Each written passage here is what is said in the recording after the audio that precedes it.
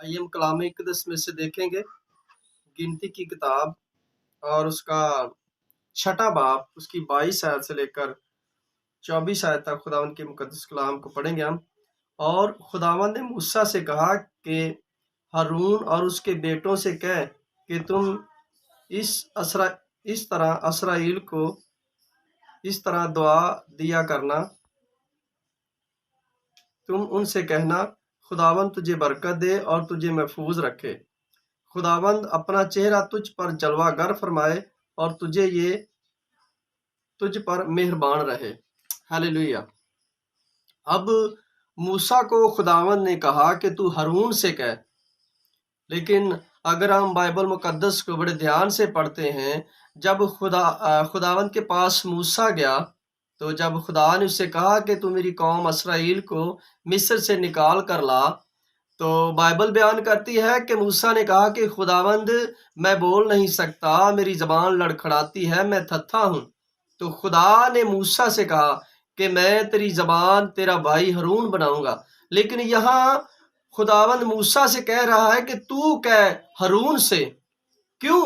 क्योंकि मूसा की ज़बान सिर्फ हारून ही समझता था, ना कि और कोई।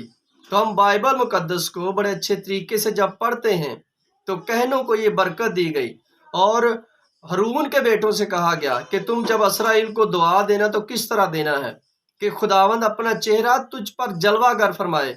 और यीशु मसीह ने भी अपने शागिर्दों को यही फरमाया कि तुम एक दूसरे के लिए दुआ करो ताकि तुम आजमाइश में ना पड़ो।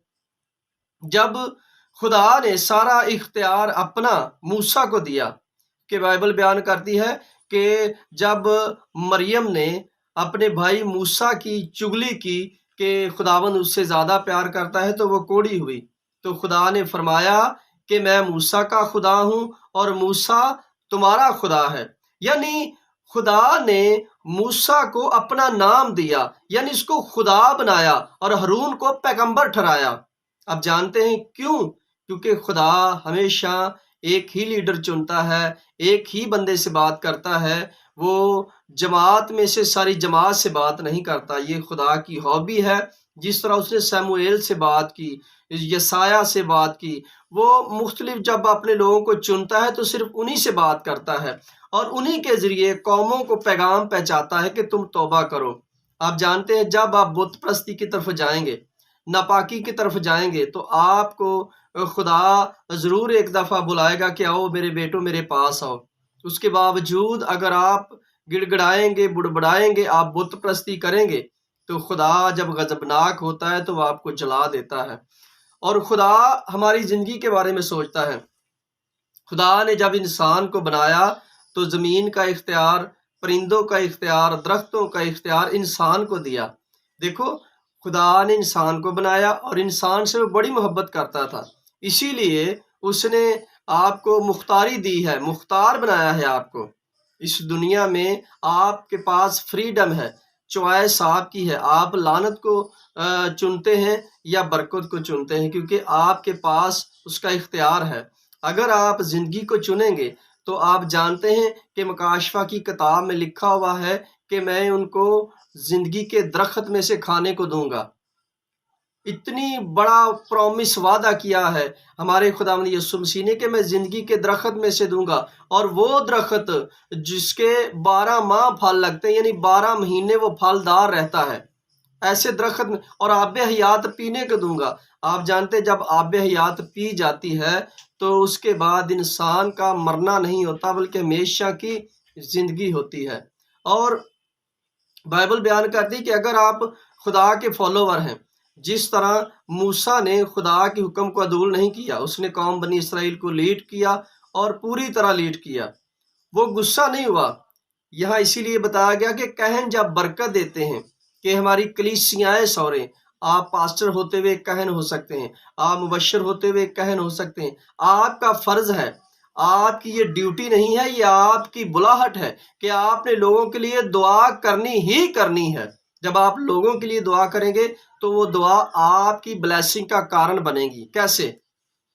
सुनो, क्योंकि जब मूसा ने दुआ की मरियम के लिए तो खुदावंद ने कहा कि हाँ ठीक है मूसा, میں نے تیری دعا سنی، کیونکہ وہ اپنے لوگوں کی دعاؤں کو سنتا ہے اور انہی کو جواب دیتا ہے اور انہی کے ذریعے پیغام دیتا ہے۔ یہ خدا کی ہابی ہے۔ خدا اپنے لوگوں کے لیے سب کچھ کر سکتا ہے۔ جہاں حدیں ختم ہو جاتی ہیں وہاں حدیں وہ شروع کرتا ہے۔ آپ جانتے ہیں جب اسرائیل قوم آگے سمندر تھا اور پیچھے فرعون اور بیچ میں جو اسرائیلی قوم تھی وہ کھڑی تھی، اور جب انہوں نے آگے بھی موت دیکھی اور پیچھے بھی موت دیکھی تو بائبل بیان کرتی ہے کہ وہ بڑبڑائے۔ انہوں نے موسیٰ کے ساتھ لڑائی کرنے کی کوشش کی، جھگڑا کرنے کی کوشش کی۔ کیوں؟ انہوں نے کہا کہ اے موسیٰ، کیا مصر میں قبریں تھوڑی تھی؟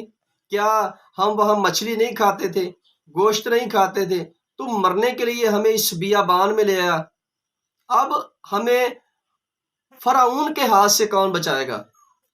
اور موسیٰ نے خداوند سے بات کی۔ میں آپ کو بتا رہا ہوں کہ خدا اپنے لوگوں سے بات کرتا ہے، وہ ایک ہی لیڈر چنتا ہے اور لیڈر کے ذریعے بات کرتا ہے، کلیسیا تک، لوگوں تک، عوام تک۔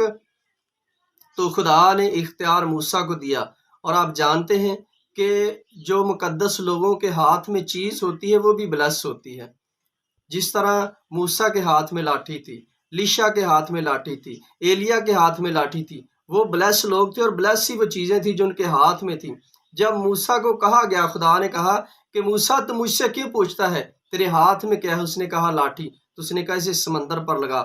بائبل بیان کرتی ہے کہ جب وہ لاٹھی اس نے سمندر پر لگائی تو وہ سمندر، لال سمندر جسے کہا جاتا ہے، وہ دو حصے ہو گیا اور پانی تودے کی مانت یعنی دیوار کی مانت کھڑا ہو گیا، اور اسرائیل کو گزرنے کے لیے اس سمندر میں سے سوکھی مٹی ملی۔ وہاں کوئی گارا نہیں تھا، کوئی کیچڑ نہیں تھا، کوئی دلدل نہیں تھی، بلکہ وہ سوکھی جگہ سی جہاں سے وہ اسرائیل گزرا۔